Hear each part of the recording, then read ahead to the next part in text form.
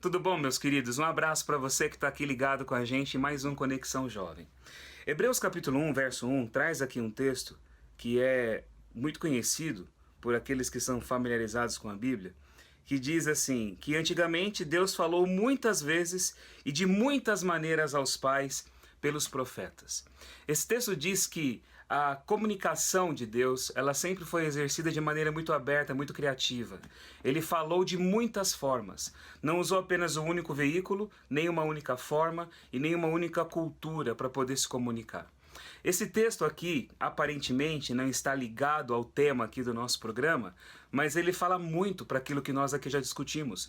Porque a arte, acima de tudo, além de ser uma maneira de lazer, uma forma de nós desenvolvermos uma série de capacidades físicas e mentais, principalmente ela é uma forma de comunicação. E Deus, ele utilizou sempre a arte para poder se comunicar e colocou em nós, seres humanos, esse desejo de produzirmos arte de forma criativa e de forma diferenciada, comunicar nossos sentimentos, não apenas aquilo que nós sentimos, aquilo que nós estamos vivenciando no momento, mas principalmente também comunicar a nossa visão de mundo através de muitas formas de arte que nós desenvolvemos através da história.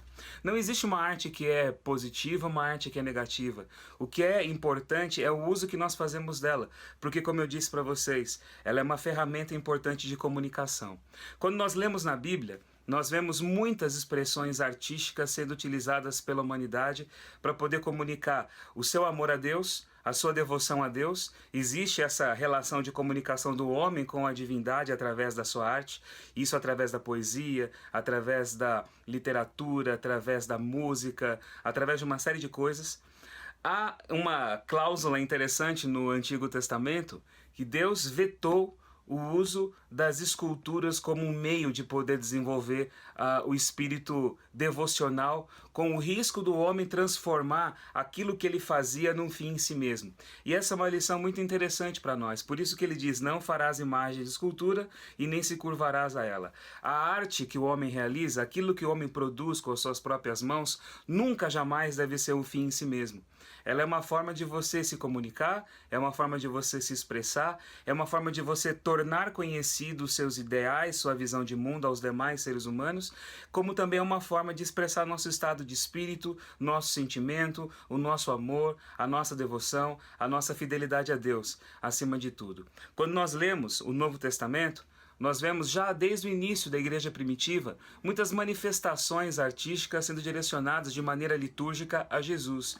Paulo cita alguns desses textos que eram utilizados na devoção cristã.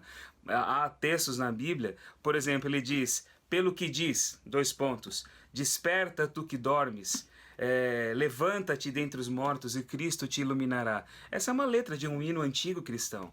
Alguns dizem que aquele texto conhecido de Filipenses, no capítulo 2, que fala sobre Jesus se tornando homem, vivendo aqui entre nós e assumindo a forma de servo, sendo obediente até a morte, morte de cruz, esse texto também era, a princípio, um hino cristão.